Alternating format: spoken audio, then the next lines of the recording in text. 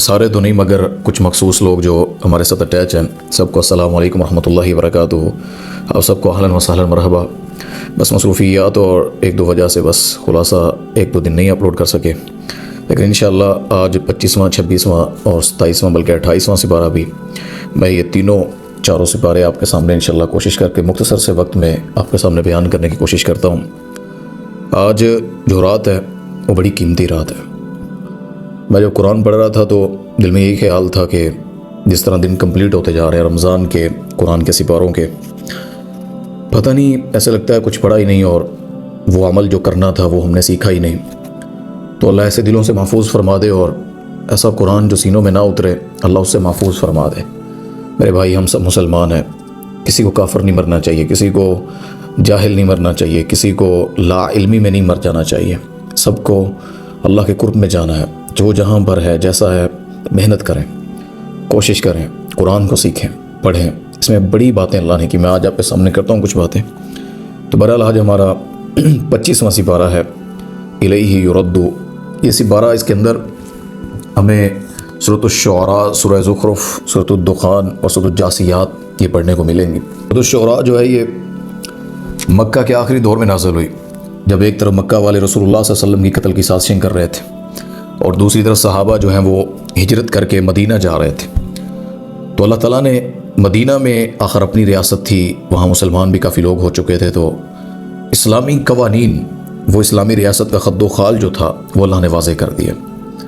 تو اللہ تعالیٰ نے یہاں پر جو سورۃ الشعراء میں 7 نمبر آیت آپ پڑھیں گے تو اللہ نے اپنے نبی صلی اللہ علیہ وسلم کو یہ حکم دیا تھا کہ میرے نبی، قرآن مجید کے نزول کا مقصد یہ ہے کہ آپ مکہ اور اطراف کے لوگوں کو آگاہ کریں۔ یہ مکہ اور اطراف صرف سعودیہ عربیہ کے اندر دعوت کا نہیں گا، مکہ مرکز ہے، یعنی سینٹر ہے دنیا کا۔ تو اس سینٹر، جو ورلڈ کا سینٹر ہے، اس کے ارد گرد مشرق مغرب شمال جنوب، قیامت اس وقت تک نہیں آئے گی جب تک جھونپڑی والے تک بھی اسلام نہ پہنچے گا، یعنی وہ افریقہ کے جنگلوں میں ہو، وہ رشین صحراؤں میں ہو، کہیں پر بھی اسلام پہنچے گا۔ کوئی یہ نہیں کہہ سکے گا مجھے اسلام کی دعوت نہیں ملی تھی۔ پر اللہ یہ سمجھا رہے تھے میرے نبی، مکہ اور اطراف کے لوگوں کو آگاہ کریں کہ قیامت کے دن انسان 2 گروہوں میں بٹ جائیں گے۔ آگاہ اس بات سے کرنا ہے، اور 2 گروہوں میں سے ایک گروہ جنت میں اور دوسرا جہنم میں جائے گا۔ اللہ ہمیں جنت والوں میں سے کرے۔ گروہ بڑے ہوں گے، یہ نہیں ہے کہ 15-20 افراد کا گروہ ہوگا۔ وہ اللہ معاف فرمائے، دنیا میں 8 ارب لوگ ہیں تقریباً اور 6 ارب کلمہ ہی نہیں پڑھتے، کیسے جنت ملے گی؟ تو اندازہ لگائیں فگر کتنا بڑا ہے۔ اور جہنم کو اللہ اتنا بھرے گا پھر بھی وہ خالی ہوئی کہ حل میں مزید کوئی اور ہے تو لے آؤ۔ اللہ تعالیٰ اپنی ایڑی رکھیں گے، پھر وہ کہے گی بس بس۔ اور جنت بھی بہت طویل، اس کی جو باؤنڈریز ہیں، اس کا احاطہ جتنا بڑا ہے، اللہ اکبر۔ جنت میں 120 صفحے ہیں، نبی پاک صلی اللہ علیہ وسلم نے فرمایا، اور میں پہلی 80 صفحے میری امت محمدیہ صلی اللہ علیہ وآلہ وسلم کی ہیں۔ یہ بہت بڑا اعزاز ہے۔ تو اللہ تعالیٰ یہاں یہ بات کرتے ہیں۔ اس سے آگے اللہ تعالیٰ نے 13-14 نمبر آیت سورۃ الشعراء کی، تمام جتنے بھی یعنی انبیاء ہیں ان سب کا بنیادی دین وہ ایک ہی ہے۔ یہ فرقے بعد کی پیدائش ہے، بعد میں لوگوں نے بنا لی ہے، دین ایک ہی ہے، لا الہ الا اللہ محمد رسول اللہ۔ آج قیامت تک اب یہی چلے گا، اور ان کا بھی یہی تھا، یعنی لا الہ الا اللہ عیسیٰ روح اللہ، لا الہ الا اللہ موسیٰ کلیم اللہ۔ صرف نبیوں کی شریعتیں بدلی ہیں، اللہ کا نام، اللہ کی طاقت، اللہ کا تعارف وہی ہے، وہی رب موسیٰ کا ہے، وہی عیسیٰ کا ہے۔ تو اللہ تعالیٰ یہاں یہ سمجھا رہے ہیں تمام نبیوں کا دین وہ ایک ہی ہے۔ کوئی یہ نہیں کہہ سکتا ساڈا دین الگ ہے، عیسائی نہیں کہہ سکتے، یہودی نہیں کہہ سکتے۔ اگر یہودی صحیح معنوں میں اپنی کتاب پر عمل کریں تو وہ مسلمان ہو جائیں گے، عیسائی صحیح معنوں میں انجیل پڑھ لیں مسلمان ہو جائیں گے۔ پر اللہ تعالیٰ یہ بات سمجھا رہے ہیں۔ اس سے آگے سورۃ الشعراء کی اب 30 نمبر آیت پڑھیں گے، اور میں جو بھی مصیبت تمہیں پہنچتی ہے تمہارے بعض اعمال کا نتیجہ ہے، وگرنہ اللہ تعالیٰ اکثر گناہوں سے درگزر کر دیتا ہے۔ اللہ ہمارا رب ہے، اور ہمارے گناہ دیکھ کر وہ اللہ ہم پر کسی چیز کی بندش نہیں کرتا، وگرنہ جو فجر نہیں پڑھتے اللہ انہیں ناشتہ نہ دے وہ کیا کر سکتے ہیں؟ جو لوگ اللہ کو اس طرح یاد نہیں کرتے جس طرح اللہ ان کو نعمتیں دیتا ہے، تو اللہ کی قسم ہم شاید ہم میں سے زیادہ تر لوگ وہ اللہ کی نعمتوں کے حقدار نہ بن سکتے۔ وہ درگزر کرتا ہے، وہ مہلت دیتا ہے، وہ ڈھیل دیتا ہے۔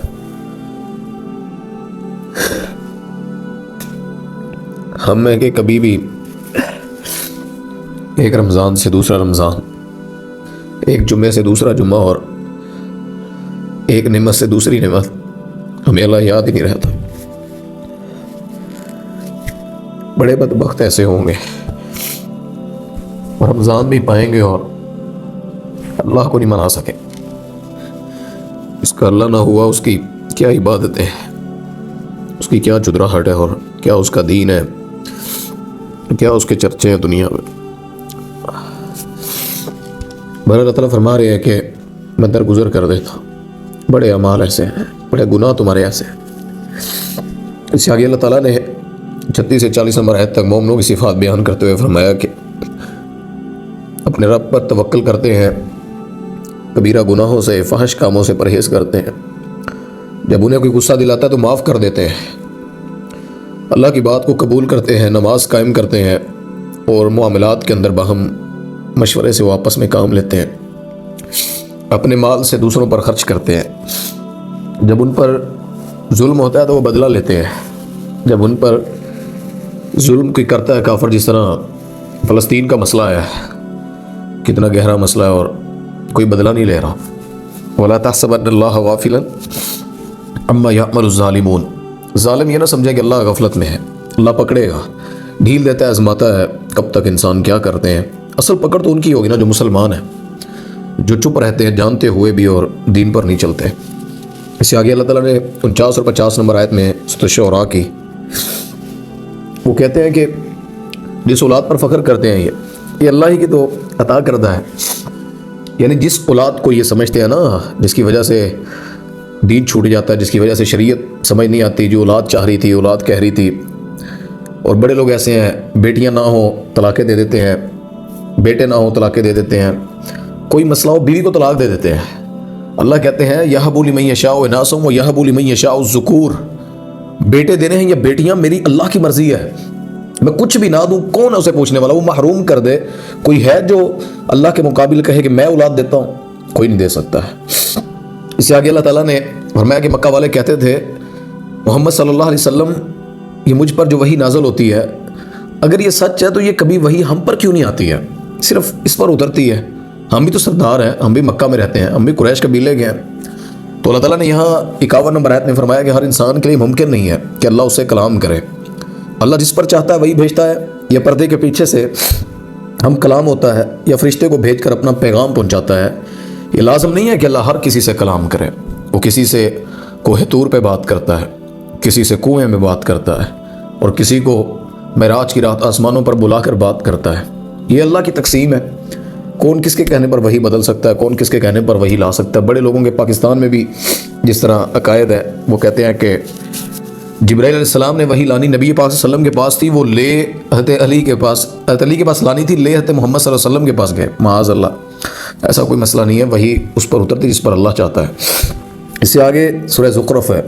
اس صورت میں اللہ تعالیٰ نے مکہ کے سرداروں کو ڈانٹتے ہوئے فرمایا تم سمجھتے ہو کہ خالق کائنات تمہارا محتاج ہے کہ اس کی دعوت کو اس لیے روک دے کہ وہ تمہیں پسند نہیں ہے. پہلی قوموں نے بھی نبیوں کا مذاق اڑایا، وہ تم سے زیادہ طاقتور تھے، اور اللہ کہتے ہیں میں نے ان کو تباہ کر دیا. 5 نمبر سے 8 نمبر آیت سورہ زخرف کی پڑھ لیں، اللہ اس میں کیا فرما رہے ہیں. یعنی نبیوں کا مذاق اڑانا، وہ نبیوں کی ذات کا ہو یا ان کی بات کا ہو. لوگ ہنستے ہیں نا دینداروں کے ایسے مسئلوں پر کہ کوئی ٹوپی پہن کر کسی مجلس میں بیٹھا ہو، علماء بیٹھے ہوں، داڑھی رکھی ہو، کچھ بھی، تو لوگ مذاق اڑاتے ہیں نا. تو یہ ان کا نہیں ہے. داڑھی کس لیے رکھتی ہے؟ سجدی ہے، اللہ کا شکر ہے، کیونکہ مصطفیٰ کے چہرے پر تھی صلی اللہ علیہ وسلم. دنیا کا سب سے حسین چہرہ ہمارے نبی کا، ان کے چہرے پر داڑھی ہے.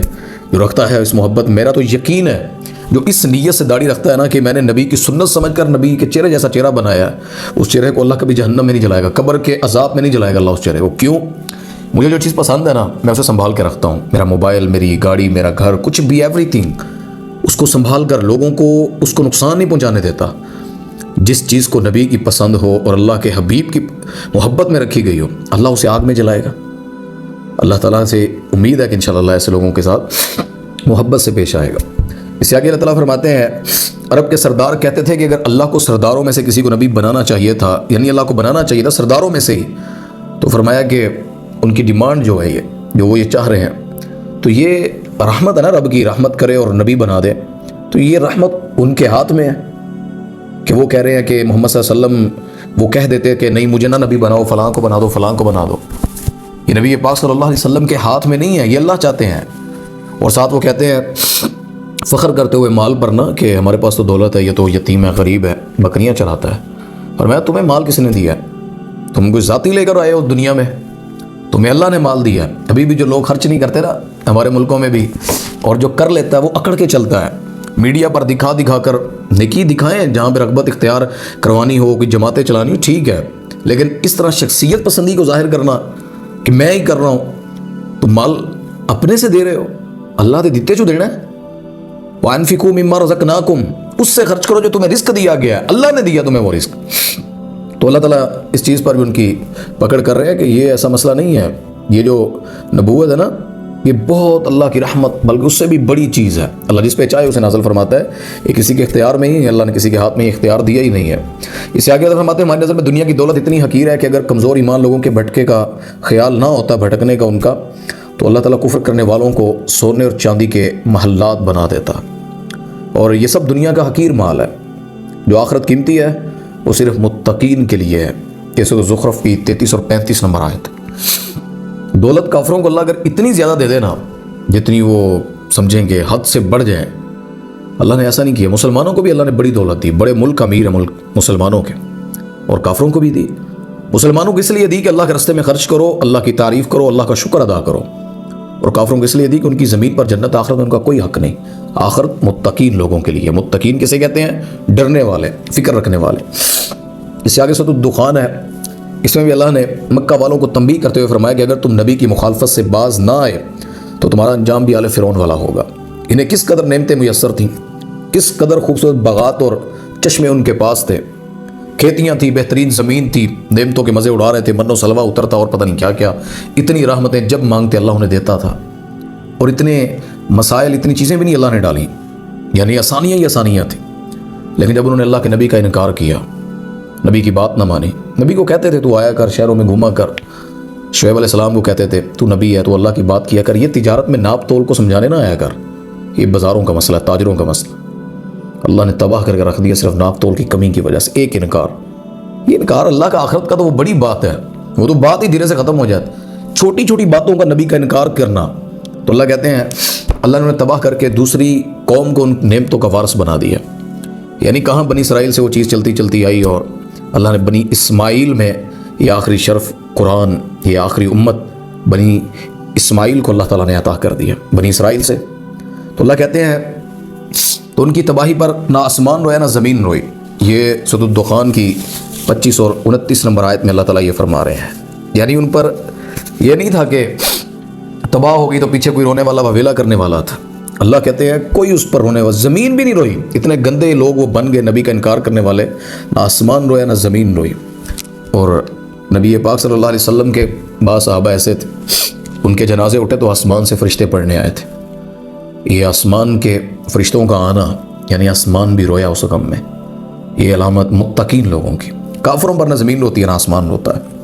اس سے آگے سورۃ الجاثیات ہے، یہ بھی مکی صورت ہے، اس میں اللہ نے مکہ والوں کو دھمکی دیتے ہوئے فرمایا اے لوگو، اللہ کے لیے ہلاکت ہے ان کے لیے جو سخت جھوٹے اور گناہ گار ہیں، یعنی اللہ نے ان کے لیے ہلاکت بنا رکھی ہے، ان کے لیے تیار کر رکھی ہے وہ عذاب کی انگیٹھیاں، وہ آخرت میں دردناک اللہ نے جو عذاب تیار کیا، وہ ایسے گناہ گار ہیں اللہ کی آیات سنتے ہیں تو تکبر سے منہ موڑ لیتے ہیں، ہماری آیات کا مذاق اڑاتے ہیں، یعنی سمجھتے ہیں کہ اب یہ سمجھا رہا ہے جی بزرگوں کو نہیں پوجنا، اب یہ سمجھائے گا زکوٰۃ دینی ہے مال سے، اب یہ سمجھائے گا فجر ٹائم اٹھ کے مسجدیں جانا ہے، اب یہ نبی سمجھائے گا ہمیں کہ یہ کرنا ہے۔ ہنستے تھے اللہ کے احکام پر، اللہ کے آیات پر، تو اللہ کہتے ہیں ان کے لیے رسوا کر دینے والا عذاب ہے۔ 7 نمبر سے 9 نمبر آیت تک سورۃ الجاثیات میں آپ یہ پڑھ سکتے ہیں۔ اس میں آگے مکہ والوں کو جو ان کو یہ گھمنڈ تھا کہ ہم ابراہیم کی اولاد ہیں، اسماعیل کی اولاد ہیں، بیت اللہ کے متولی ہیں، اس لیے ہمارا دین درست ہے، رہتے جو وہاں تھے۔